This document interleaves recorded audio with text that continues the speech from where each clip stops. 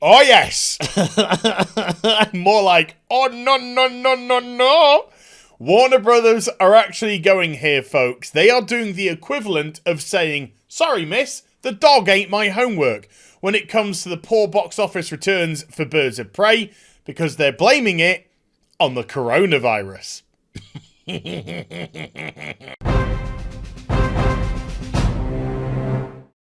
Hi everyone, it's Az here from HeelvsBabyface. This is the age that we live in.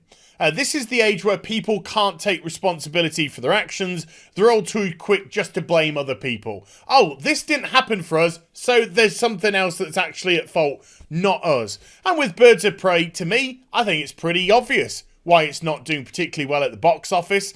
Number one, the trailers. I think it looked like an absolute garbage fire, to be perfectly honest with you. And when I went to see the film myself, yes, I thought it was absolutely terrible. Really, really terrible. I was bored off my tits for the majority of the film. Go check out my review. But other than that, it just had a terrible story. It wasn't particularly well done. There was a couple of rays of sunshine here or there. But ultimately, it was just a naff film. Wasn't particularly woke. Yeah, it had a couple of woke elements here or there. It was just naff. Just poor. Poor writing and poor directing. Poor action. Pretty much everything was poor. Anyway, that's just by the by. Then, of course, we had the marketing campaign which surrounded Birds of Prey, where you had all the actors going around talking about how men are fucking horrible.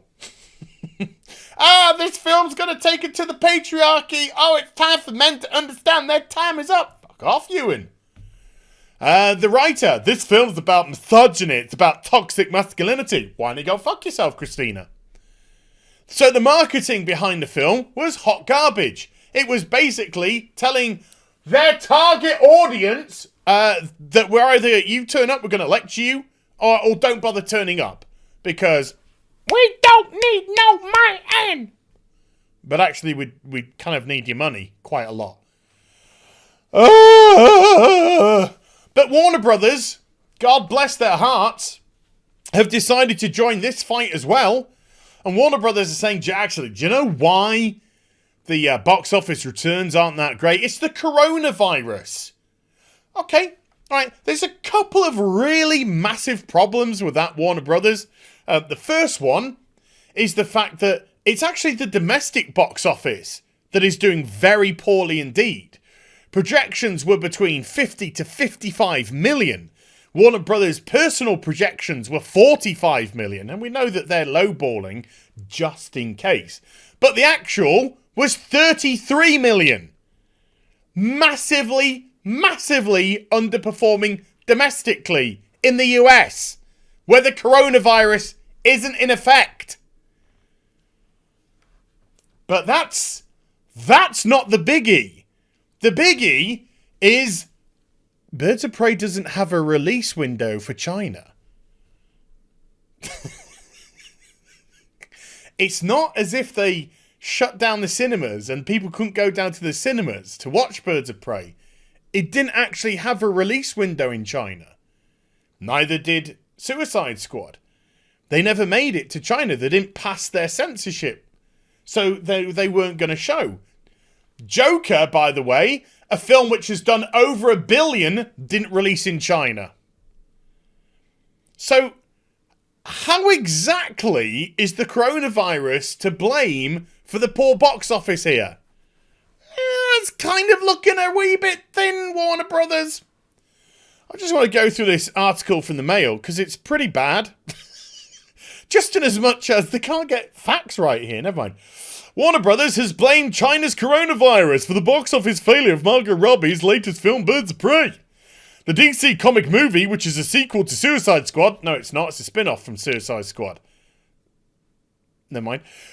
Focuses on the character of Harley Quinn. Yeah, just Harley Quinn going, oh my god, I'm Harley Quinn. I'm going to say the word motherfucker in a moment.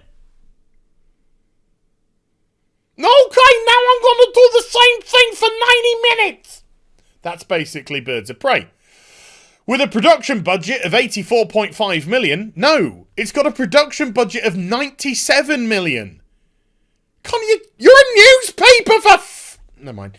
Birds of Prey was expected to open to around 50 million. 50 to 55 million was projections. But instead, it just brought in 33.3 million in American theatres. So domestically, it's failed massively. Roughly $20 million below expectations. It's the coronavirus's fault. I'm afraid that the dog ate Birds of Prey's home... Oh, fuck, we got that wrong. Aye. It was the same story overseas, where Birds of Prey grossed an estimated 48 million from 78 international markets, lifting the total weekend gross to around 81 million. And the international was down as well. I think they're expecting around about 60 to 70 million international. And it brought in 48. So everything's down across the board. What does that possibly say? If everything across the board is down, it means it's the coronavirus's fault. Of course it is. You're absolutely right, Warner Brothers. Do forgive me. Let me just jump to this article here from Forbes. Box office. What Birds of Prey needs to become DC's biggest movie? Now, this was done on the 7th of February. No. And it's by Travis Bean. More like Travis Flick My Bean. I'm a diamond. Okay, so while Marvel has seemingly dominated the superhero movie marketplace year after year, this might finally be DC's year to shine, with Birds of Prey coming out this weekend and Wonder Woman 1984 hitting theaters this summer. It seems as though DC will finally hold everyone's attention. Well, Birds of Prey hasn't held anyone's attention. Look, this is hand on heart. After 45 minutes of Birds of Prey, I was ready to walk out. I was so bored off my head. I thought the film was so jumbled, misdirected. It was a mess. I just wanted to get out. I really could. I could have just, if I was on my own, I could have just got up and gone. It wouldn't have made any difference to my life if I'd stayed or left. And that is hand on heart. But I was with my mate, and we were just looking at each other shrugging for pretty much the rest of the film. But there is a massive difference between Birds of Prey and Wonder Woman. And I call her Wonder Woman, not Wonder Whammons, because I actually have respect for the character, and I've got respect for Patty Jenkins, who directed the film. And I'll go into that very shortly indeed. But Birds of Prey, as I've said earlier on, the whole marketing campaign around it was mean and nasty and demeaning and derogatory. And they think that's going to sell a film. What a surprise when it didn't. Whereas Patty Jenkins, on Wonder Woman, there's no wokeness in Wonder Woman. There's no agenda in Wonder Woman. It was just a fun film. The ending gets a little bit wibbly-wibbly. With Ares, it just becomes a CGI fucking orgy, and I don't quite know what's going on half the time. But for the most part, that film was actually highly enjoyable. And to me, the best scene in Wonder Woman was the No Man's Land scene. It was a very powerful scene. And Patty Jenkins had to fight the Warner Brothers executives to have that in the film. They wanted it out. They wanted that scene out. And she had to go fight her case for why she felt that scene was very important and why it should be in the movie. And it wasn't just visually spectacular, but there was lots of nuance when it came to that scene. Number one, it showed Wonder Woman's caring nature. It showed her heroism of a character. And when it came to Steve Trevor, he wasn't a bad guy, but Steve Trevor had a more large-scale overview of the war.